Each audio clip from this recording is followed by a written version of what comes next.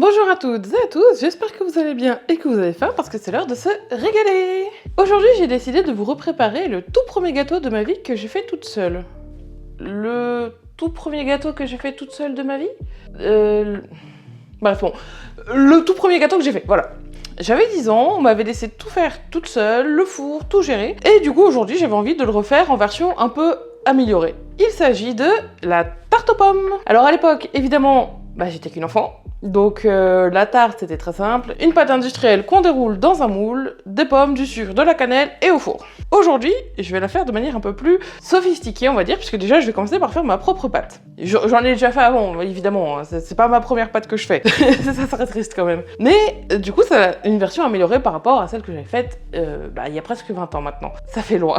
Nous allons donc commencer par préparer une pâte sablée. Pour cela, on a besoin de 250 g de farine, 125 g de beurre froid coupé en morceaux, du beurre doux, 50 g de sucre glace, ça par contre, ça sera une première pour moi, 30 g d'eau, un jaune d'œuf et une pincée de sel. Nous allons tout de suite commencer par sabler la pâte, la partie que j'aime le moins, puisqu'il faut se salir les doigts, et comme d'hab, je n'aime pas ça. Et pour sabler la pâte, on va juste prendre la farine, nos petits morceaux de beurre qu'on va mettre un peu aléatoirement dans la pâte, pas tout en un bloc, c'est pour ça qu'on les a coupés en petits bouts avant.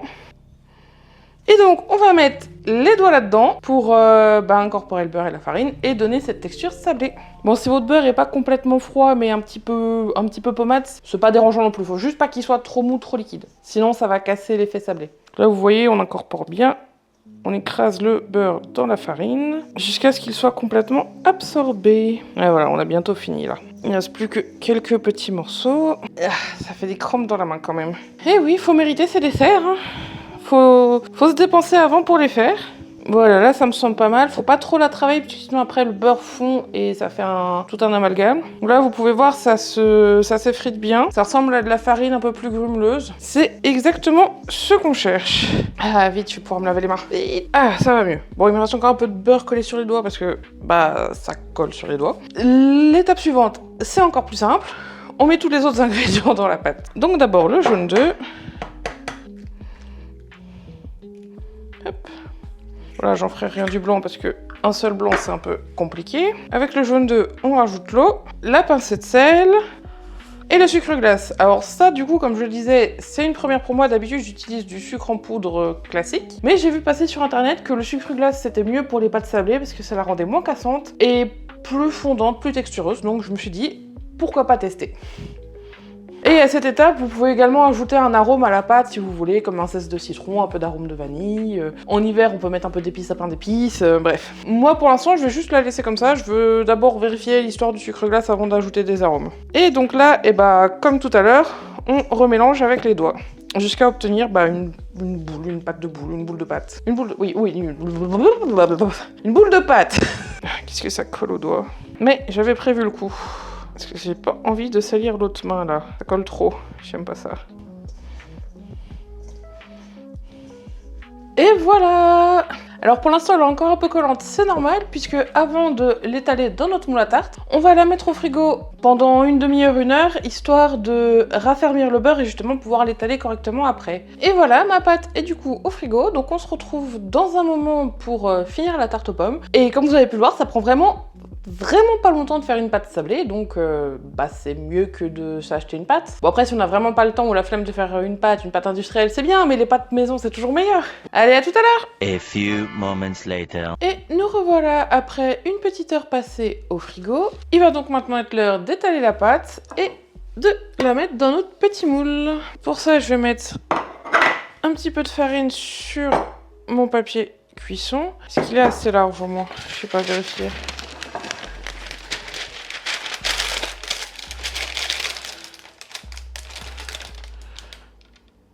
Ok, faut que la pâte s'étale sur toute la largeur. Ok. Donc, on a dit un petit peu de farine.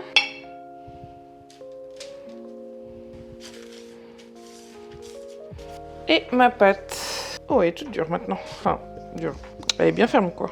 Et là, l'idée, ça va être de l'étaler assez vite sans trop la travailler, puisque sinon, elle va devenir élastique et perdre son côté sablé. Et du coup, elle n'aura plus la texture voulue.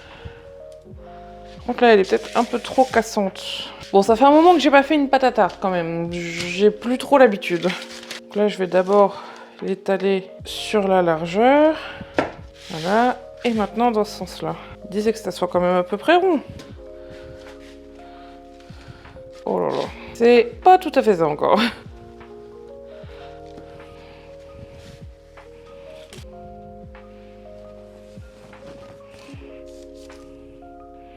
Moi, je m'en sors pas si mal. On va essayer de la foncer comme ça. Hop. Je vais couper le surplus de papier.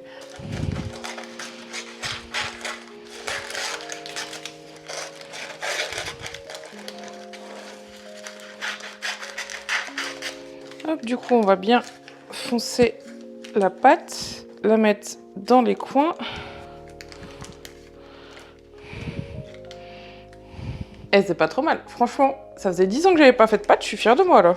Maintenant, il reste plus qu'à faire des petits trous dans la pâte. Je sais que normalement, c'est plutôt pour les pâtes feuilletées. Mais je sais pas, j'ai pris l'habitude de le faire dans toutes mes pâtes, comme ça au moins, bah c'est fait. Les pâtes feuilletées, c'est pour éviter que ça gonfle justement le feuilletage. Là, bon, c'est pas une pâte feuilletée, mais c'est pas grave. Alors, petite différence par rapport à ma première tarte, c'est qu'à l'époque, j'avais juste mis les pommes comme ça dans la pâte. Maintenant, j'ajoute un petit peu de poudre. Alors cette fois, c'est de la noisette. 2 fois, c'est de l'amande. J'en mets une bonne couche au fond. Ça rajoute un peu plus de goût aux pommes, je trouve. Et les pommes, en fait, quand elles cuisent, du coup, t'as tout le jus qui coule et qui s'imprègne dans la poudre. Je trouve ça trop trop bon. Hop, allez. On est gourmand, on met le paquet.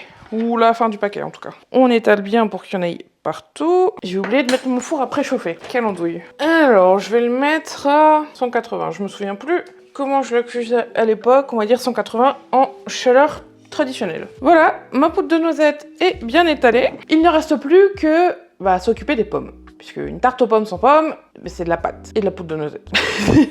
Pom pom, petite pomme, pom pom pom pom pom. Alors, mes pommes. Il me faut une planche à découper aussi. Et ça va être pour les épluchures. Combien j'en fais? Je vais commencer par 4 et je verrai bien après. Alors pour les pommes, j'ai pris des golden classiques. Donc 1, 2, 3. Oh, t'es un peu tapé, toi, faudra que je coupe ce bout là. Et 4. Il est un peu bizarre ce éplucheur quand même. Il épluche pas super bien. Voilà. On vire la partie qui est plus bonne. Pense bête pour la prochaine fois, me trouver un meilleur économe. Les outils de qualité, c'est quand même mieux. Ça fait super mal. Là, il est pas pratique du tout. D'habitude, j'arrive à éplucher les pommes en une seule fois, avec une seule pelure. D'habitude, j'arrive à éplucher les pommes avec une seule pelure, et là, je galère à fond. Allez. En plus, pour un économe, je trouve que ça râpe beaucoup de pommes quand même.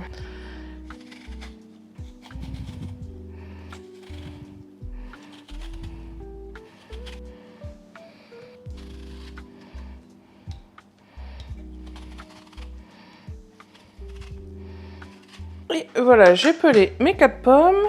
Je vais garder ça à proximité parce que je suis pas sûre de pas avoir besoin des 2 restantes. Et c'est le retour des super couteaux. Par contre, j'ai toujours pas coupé une pomme précisément en 2.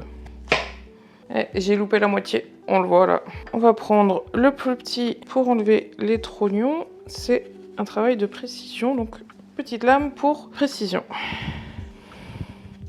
C'est la partie où j'ai peur de me planter le couteau dans un doigt, comme d'hab.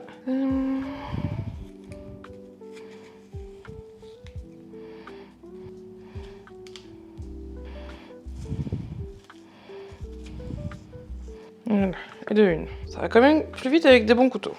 Celle-là, c'est presque cassé en 2. Bon, c'est pas grave.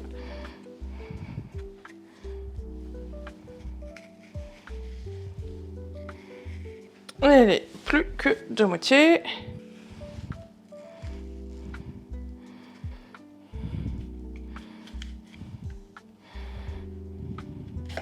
Hop. Ça va, j'avais pas mes doigts dessous, dis donc. Voilà. Allez, on pose le couteau là. J'ai eu un petit peu peur, j'avoue. Alors, on récupère notre fond de tarte, pomme, et on va couper ça en lamelles.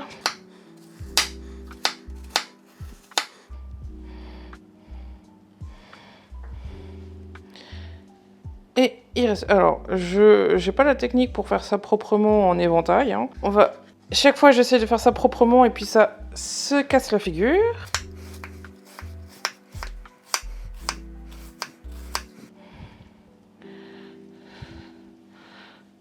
Comme ça. Et comme ça. Pas convaincu. Je sais même plus dans quel sens ils vont. Allez, c'est pas grave. Le but, c'est que ce soit bien garni. Pour le visuel, on verra plus tard. Oh là là, c'est si smooth.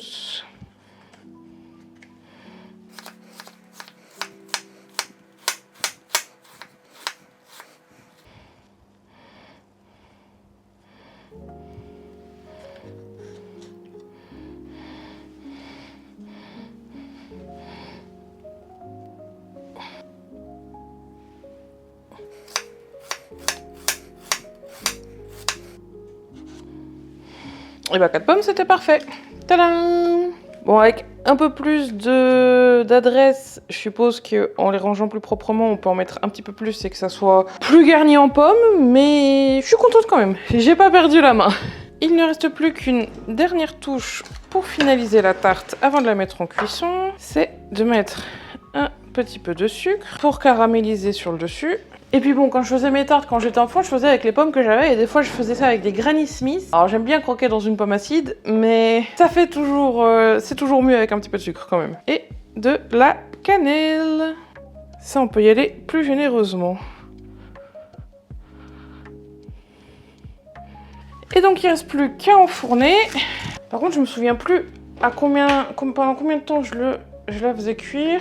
Je vais déjà mettre 30 minutes et je verrai. Et ben on se retrouve tout à l'heure pour la dégustation. Alors... Oups. Oh oh. Comment je l'attrape maintenant?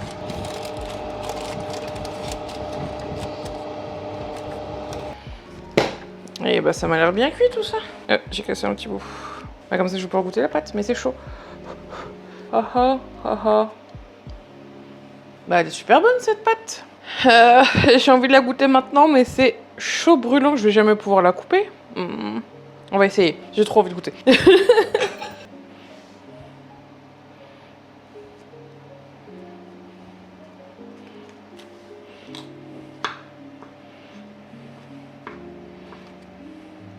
Oh, bon bah c'est tout mou, mais c'est normal, c'est chaud bouillant. Ah, ma pâte. Mais a priori, ça devrait être cuit quand même. Est-ce que c'est bien cuit à cœur ou pas? Je vais goûter la pointe, je verrai bien.